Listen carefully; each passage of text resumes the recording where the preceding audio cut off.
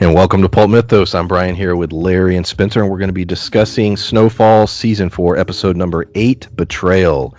If you've not hit the bell, hit the sub button, do all that stuff, leave a comment, upvote, and we're going to start with...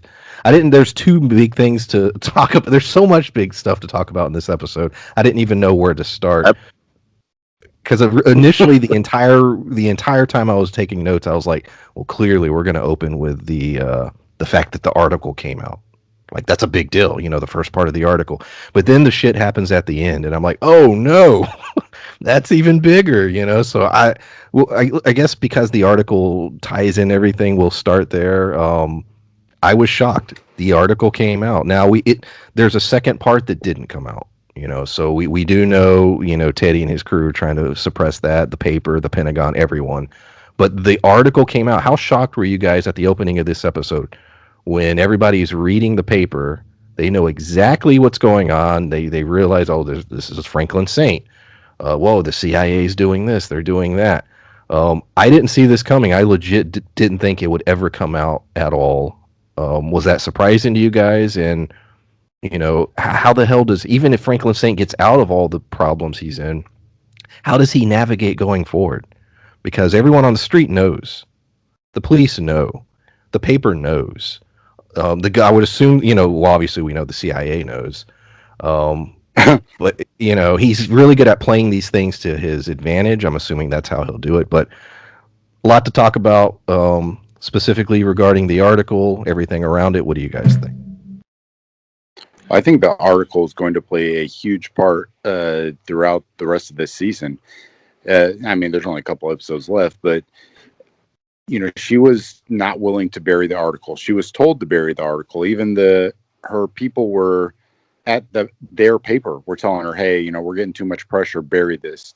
And then she didn't want to. So, it's one of those things where, did she give any of her information to anybody else once they said, hey, you got to bury it?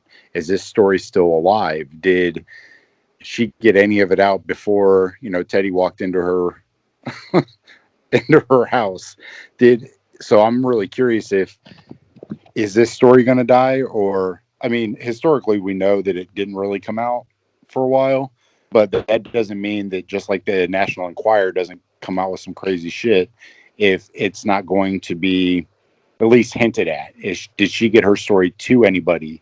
Did she, have anything credible out there? And I'm really curious if this story is going to pick up momentum or if it literally just died when she did. Yeah, and that's a good question. And is she going to give up on this, or is she going to keep going? Because the thing is, Teddy did give her a pretty firm warning, but if she didn't think that any of what happened so far was going to happen, then she's not the smartest character in the show. I'll say that much, because it's like, given that she's writing that these people are capable of the things that she says and have done the things that Alton's told her about, it's like, if she didn't expect all this heat, she's pretty dumb.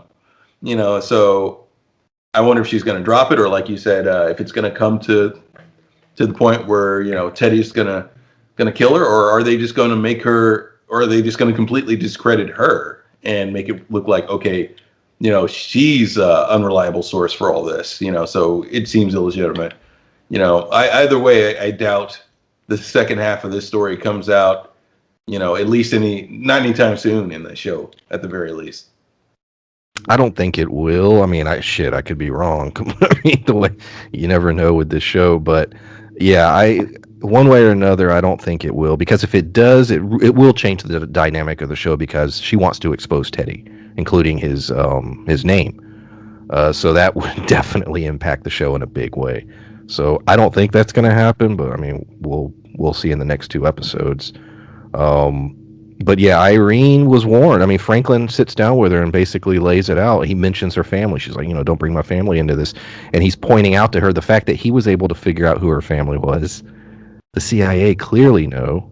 And to think that they're not at jeopardy. Her ex-husband kept telling her, like, look, and apologize, there's a grass being cut in the background if you hear the noise. But she was warned, and she didn't heed the warning, and she ended up where she ended up. But will this embolden her, or will she give it up? I think that's the big question going into episode 9.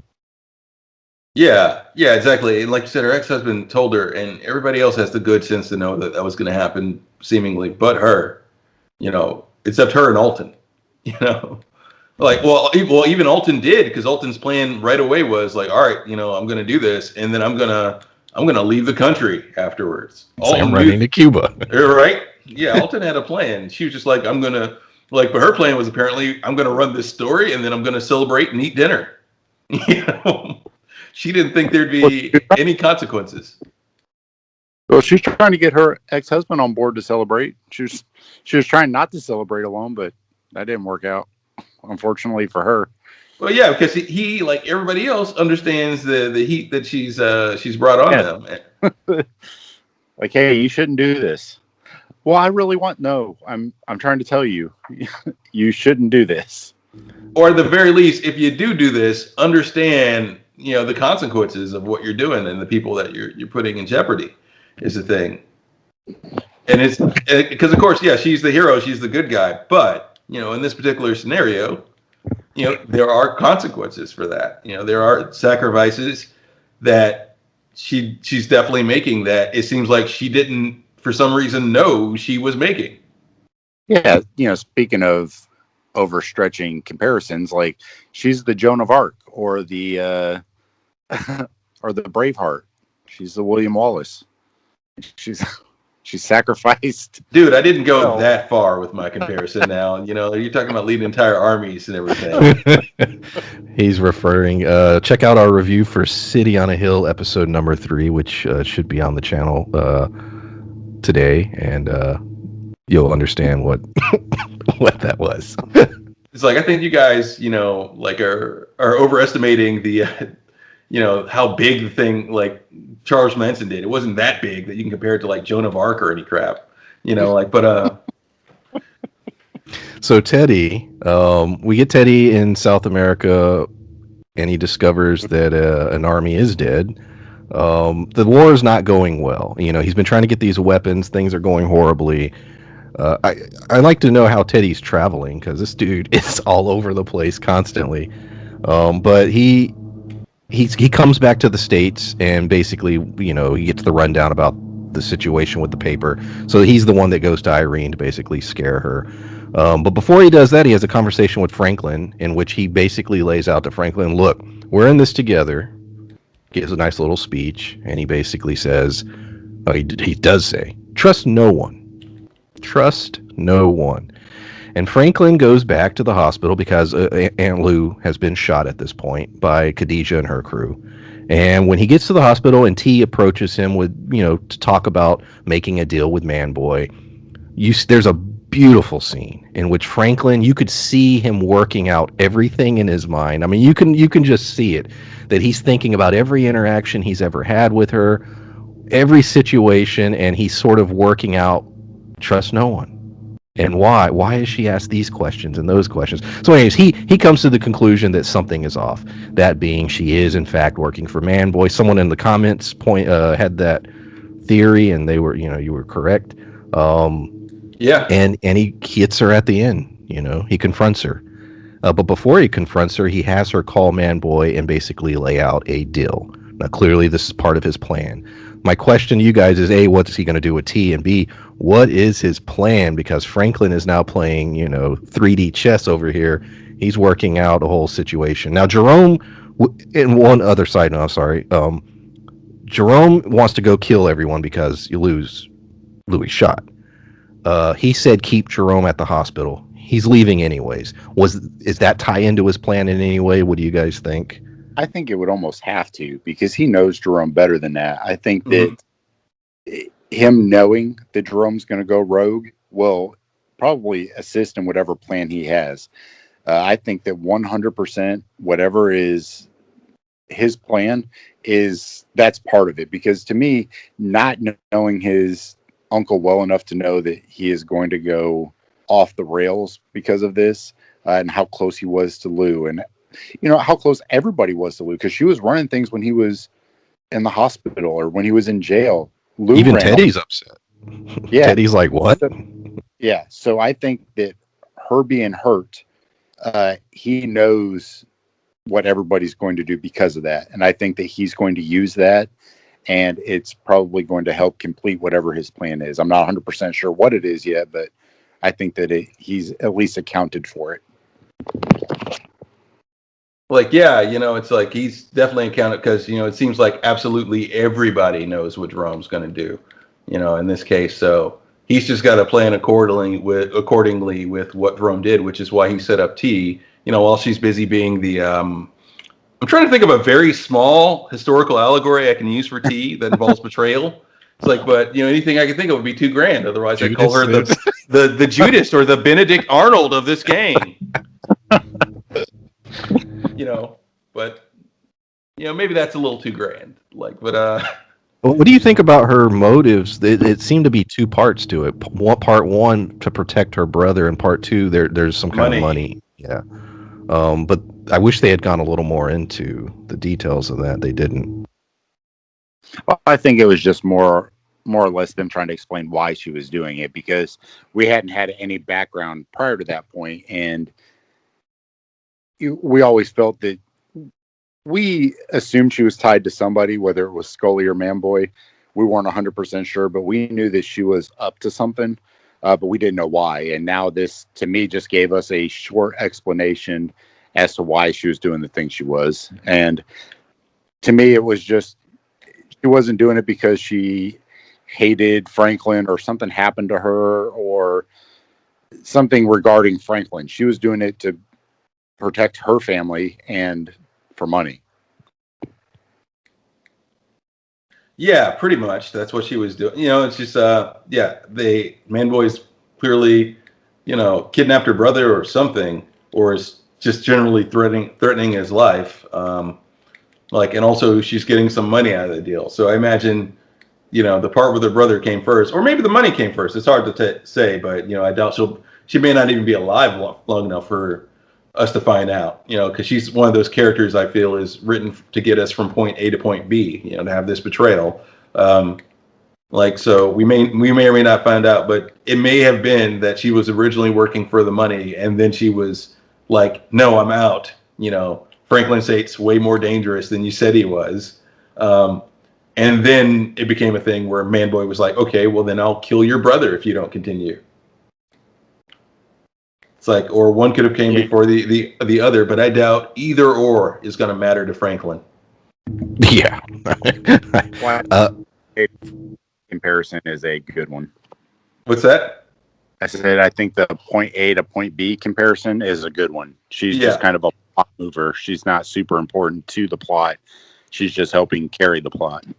Yeah, and I think to work, it's like carry the plot and also to move forward Franklin's character development, where we're getting to like you thought he was cold in the past. I imagine he's going to be so much colder now, to the point where that girl you mentioned he grew up with that, shot him and everything that he cares about, that he covered for. Yeah, I doubt he'll care about her on the same level anymore. Like even after covering for her after shooting him in the back, he's cautious of everybody now, and he's gonna live by that mantra of trust no one. I love the speech he gave at the beginning where he's telling the whole crew, he's like, guys, I keep this shit together, I take the hits, I have to figure things out, fuck you. Like he lays it all out, and then you sit back and you're like, he's not wrong. Franklin is the one that figures things out. He is that leader who will step in front of the bullet, who will take the hit. For his immediate crew, he considers family. Now he is willing to sacrifice people, but there are those he is not willing to sacrifice, and he's proven that with Leon. Will that change going forward, though? Even with some of these things that have happened with T, will like you said, Larry, will it make him colder even to the ones that are close to him? I think it will somewhat. I don't know. I think with his history with Leon, that might make him turn a little bit against him, because they've kind of been back and forth. And even Jerome, I think his relationship with his own uncle, they both made it clear that this isn't what they want to do long term, that they're pretty much over it. And I think that this might play into his wariness to trust them. Lou's been just like I think it was last season. Jerome got beat up real bad by the cops, and it reflected in this season where he was a little tentative to react to things. I think this is going to be the catalyst that Lou's going to go one way or the other. She's either going to be more on board with Franklin and try to be hardcore and take everybody out, or she's going to go more of the Jerome route where she doesn't want to be part of it anymore. And that, to me, throughout this episode, that was what was in the back of my mind the whole time. Ironically, with that, Jerome's actions may put them in that light long term. Is the thing, depending on how he reacts to all this, and if they're still considered to be roped in, essential to this operation, it's hard to say, but the trouble that Jerome is about to cause, even though Lou may be reluctant to continue and may say, to hell with it, let's continue our legitimate businesses and the speaker shop and everything else, after Jerome gets his revenge, there may not be an option but to continue. Yeah. Because they're going to have so many enemies after this, it's like you have the combined gang of Manboy and Scully, and that's not going to go away overnight. We have Paul Davis is out. He's like, all right, shit. The article came out, and he's like, yeah, I'm done. I'm no longer aligning with the Saint family. Sissy realizes this. She's then confronted by Alton, who's basically like, let's run away to Cuba together. She tells Franklin in the hospital that she is moving out, and that she's got to focus on her at this point. There's 2 episodes left. Where does her story go? What happens with Alton? Do we ever see him again? Did he run to Cuba? Like, what's going on with that? He talked about her leaving a message for him at the shelter. And I'm assuming the Paul Davis storyline, at least for now, is done unless Franklin decides to weave it into his master plan. But what do you guys think about all of those things around Sissy? I think, well, when you talked about Alton, I think that Wanda is going to be the one that tricks Alton coming back, not Sissy. I think that that's how they're going to end up dealing with Alton, is through Wanda, not through Sissy. Her, I'm really curious about, because she's been tied into this for the last 2 seasons. She was not on board. Throughout this season is when she came around and was trying to help him, but she was only trying to help him to get him out of the game.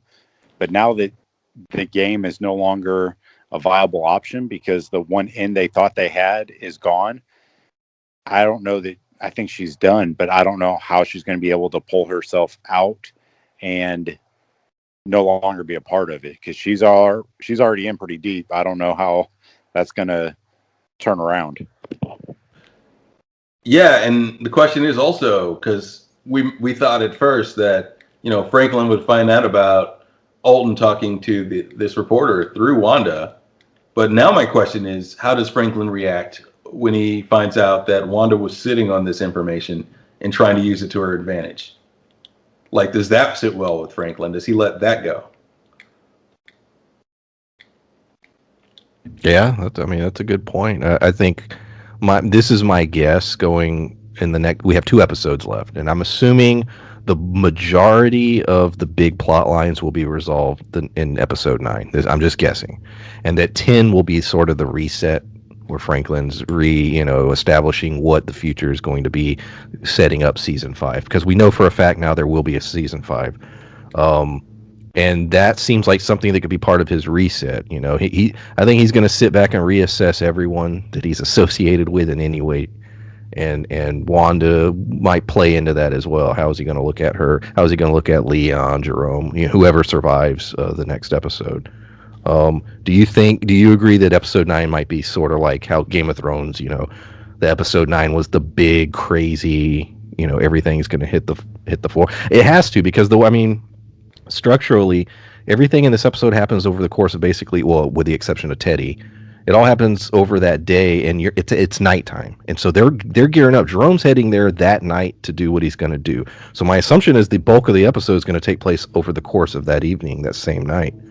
At least that's what I'm guessing. I think 100% that's what's going to happen. The way the previous seasons have happened, 9 was a huge episode, but then 10 kind of was wrapping stuff up, but then there was always like a big cliffhanger thing, like something big happened. Season 3, the end is when he got shot, and that's how the episode ended, was him getting shot. So I think that this series will end similarly this season, but I don't. Episode 9, I think, is going to wrap up a lot of the current storylines. It's going to be them dealing with the ramifications, whether episode 10 might be them dealing with Lou not making it, or Jerome getting shot during this big raid, or, you know, one of their crew or Peaches dying or something. I think that that's going to be episode 10, is them kind of grieving the loss of one of their own, and then they're going to set something up at the very end for season 5. But I do agree that episode 9 is going to be the episode 9 of Game of Thrones, where it's just nuts. The whole, from start to end, it's just going to be people dying and getting shot and all kinds of stuff. Yeah, it's going to get crazy, and I'm feeling we're going to see like a big part of whatever planet is Franklin Scott. We're going to see that unfold, and you know, like you said, I feel like we're going to get a lot of our shifts and changes in episode 9. You know, I mean, we kind of have to. We only have 2 left. Like, there may be some big surprises left for 10, of course, but, you know, I feel like you said, most of our drama is going to come through 9, and, you know, part of 10 maybe wrapping that up or showing, you know, where the chips actually fell, you know, when all is said and done. I loved seeing Gustavo's sort of loyalty to Teddy. There was a great sequence where Teddy's CIA guy, I'll call him, shows up and basically wants access to all Teddy's shit. And Gustavo, I mean, the scene is so well done. He's sitting there, he's got the paper, he's, you know, chilling, and the guy, you know, keeps talking, and he's barely acknowledging him. And then the guy's like, "Well, I'm going up there. Oh, the door's locked."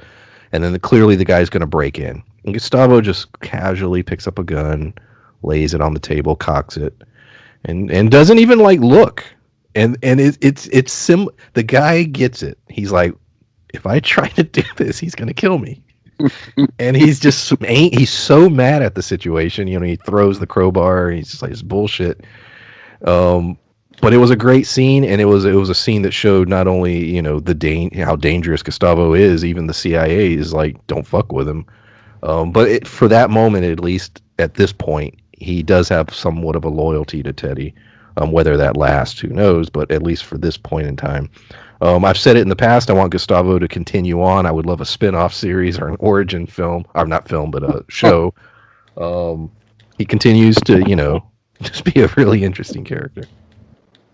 He's been one of the more interesting characters throughout the series, and his loyalty has always been with whoever he's closest to. Lucia, who they've mentioned earlier in this season, was the person he was loyal to before, and now he is loyal to Teddy. Seeing that and seeing his character development is, like you said, I would love to see a spinoff. If this show ended with season 5, I'd love to have a Gustavo spinoff.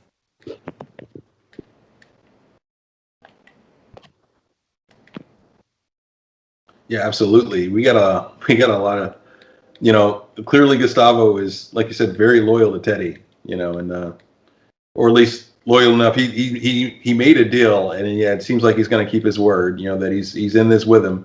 You know, I wasn't sure in that moment, you know, when we had that scene with Gustavo, whether this was the whether we were getting a turn, you know, where we were going to get Gustavo taking Teddy's place, but you know, they quickly answered that question.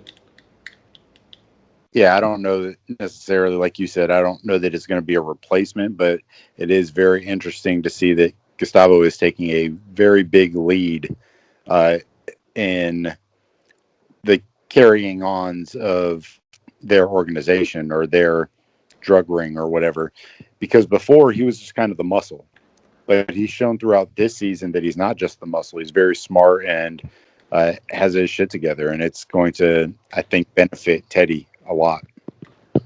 Well, yeah, and I think he's also doing what he's doing because, you know, while he is working with them in an official capacity now, he also doesn't know them or trust them, and or you know, or understand how their hierarchy works or anything at this point. So he's betting on what he knows. He's like, no, I know I can. He's like, I know that he has some idea of the degree to which he can trust Teddy, but all these other people from the organization, and everything, this is all new to him. So he's at least staying by Teddy's side while Teddy's honest with him to some degree, and while he's unfamiliar, with their inner workings and everything, which may play to his favor. Yeah, I very curious to see where his story goes. Like I said, there's only 2 more episodes. I thought the scene with Teddy, and at least it seemed this way, the scene between Teddy and Franklin, where they're discussing trust no one, and sort of their connection together. It felt like a setup that they'll continue to be allies going into another season, but who knows. Now that you say that, though, it's funny because he trusts Gustavo like 100%, but he's telling Franklin not to trust anybody at all, period. He's like, no one is worthy of your trust, kind of thing. But is that implying that he shouldn't trust him either? Or because Gustavo, when Gustavo found out that the FBI is coming to get all his shit, when they snuck in, I was expecting there to be a shootout. Gustavo sitting in the office, them bust open the door, and him just start shooting all of them. But to see that he just went in there and stole everything showed how loyal he was to Teddy in their operation. I don't think it has anything to do with CIA loyalties or him benefiting the country or whatever. His loyalty is 100% to Teddy. But Teddy doesn't seem to have a whole lot of loyalty towards anybody. He's so deep in this game that he's telling himself that he's doing it for the right reasons, but I don't. Jack Bauer. Yeah. Well, where he takes his orders. That's it. Well, yeah, and it's the sort of thing where I think Gustavo also got the idea that any information in this room, like if it's to their advantage, they're going to use it to throw both of us under the bus. Yeah. It's like, so I'm not going to let them get those documents. Well, he may be looking like we're attached. If Teddy goes down, I might go down too. Exactly. Yeah. Oh yeah, because Teddy went down. The DEA agent that Gustavo shot in the head, that him and Teddy basically, I don't know what chemical it was, but they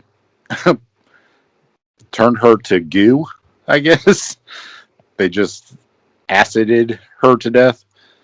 But yeah, documents of all that kind of shit. So it's one of those things where Teddy is still there to protect himself, and Gustavo's protecting himself too. But I think that their operation is very important to Gustavo as well. So they got to stop doing that on TV. I'm a little worried that between this and Breaking Bad, there's too many people out there that know how to reduce you to goo. Well, I the first time I ever saw that used it's an old 90s film called Point of No Return, where they send in the cleaner, and he's just got all the chemicals, and they put the person in the bathtub, and now, yeah, right, I've seen it a million times in various things. Hell of an episode. I mean, so much happened.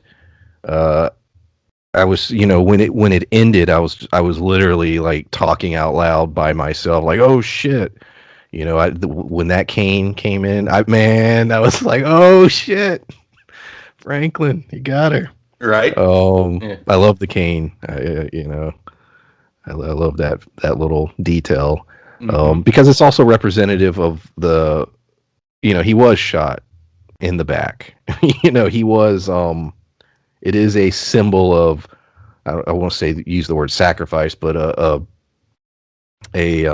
scar that he carries for being in the business that he's in. Like, and also it makes him very much look like a mob boss. And notice the framing of that too, where Franklin's there, he's on his cane, he's in his suit, and Franklin doesn't have a gun drawn, but Peaches does. His number 2 has his gun drawn on her. It's a cool shot. Franklin, but it's sort of dumb if you know anything about guns. If Peaches pulls the trigger right there, he's going to blow out Franklin's eardrum. Yeah. It's a cool shot. You're right. 100%. It's a really cool shot. But I'm like, holy shit! If he pulls that trigger, Franklin will be deaf. At least temporarily, if not permanently. Reminded me of a Batman comic, though. You know, where the Joker or somebody would come up and you'd have the guy behind him holding the gun, pointing it at her. But yeah, anything else you guys want to say regarding episode number 8 of season 4 of Snowfall? I think that we talk about it a lot, but we talked about it in the City on a Hill review, praising writing. That I don't feel like any of these storylines are overly stretched out. I don't feel like any of them have run their course already. I'm still intrigued by every storyline, and to me, that's a testament of their planning and their ability to write the scene well. And I really enjoy this show a lot. Yeah. I got, that's exactly what I wanted to say. You know, it's just like, it's so well written, you know, that once again, I just got to mention, I can't believe that, you know, I missed the first 3 seasons of this when it aired and nobody talked to me about this show. It's, you know, it really just seems very underappreciated. Yeah, I think I've said this in a past video. FX, look, your advertising is shit. You need to do a better job putting the word out about your content, because there's a lot of great stuff that they're putting out, and nobody's really talking about it. And you know, I looked at the ratings for some of these shows. They're not the greatest either. You know, they do well enough, but it's too good. It should be winning awards. It should be talked about more, and I blame not only FX's marketing, also, you know, some of the entertainment journalists out there. You should be pushing this or talking about this more yourselves. Quit talking about all the same bullshit all the time. But anyway, that's my little rant. Anything else? Because it's a, you know, people should be talking about this, because we brought up Game of Thrones earlier. People should be talking about this the way they talk about a Game of Thrones, because, you know, what made Game of Thrones good wasn't just like the setting. You know, if it was just for the setting, it may have appealed to, you know, just people like you, me, and Spencer, but it appealed to the country because of the twists and turns and how well it was written until the last few seasons. Like, but you know, it's written on that level to where, you know, when this show premieres, like if it was advertised right, I feel like, you know, the whole country would be on the edge of their seat, just you know, waiting to see what happens, the way everyone was with Breaking Bad or Game of Thrones. You know, it's a show that's written that well. A show like Big Sky should not be pulling more ratings than this, and it is. Absolutely not. Yeah. You know, we watch Big Sky. It's funny. I mean, it's fun because it's written bad. That's sort of my amusement with it.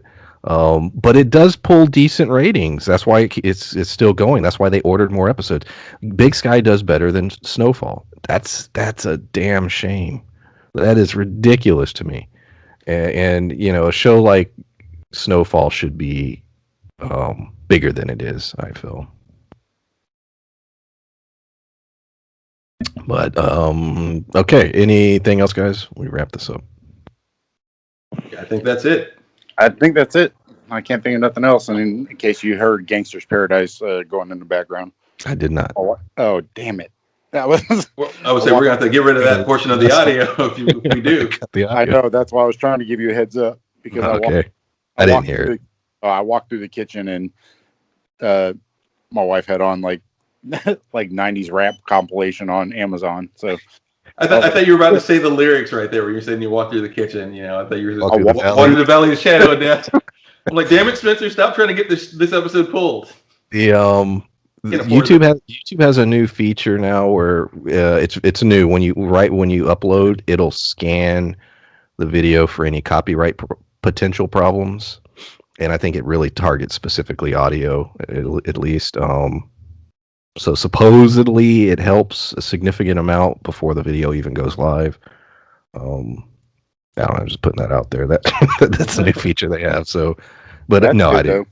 Yeah, it helps creators because some people put up a video and it won't trigger for 2 or 3 hours, and if they're making money, it screws them. and then that money the views they did get goes to the 2 seconds of a audio clip, which is bullshit. We're not making any money at the moment, so it doesn't really matter. But all right, we're done. Thanks for watching or listening. Bye. Bye.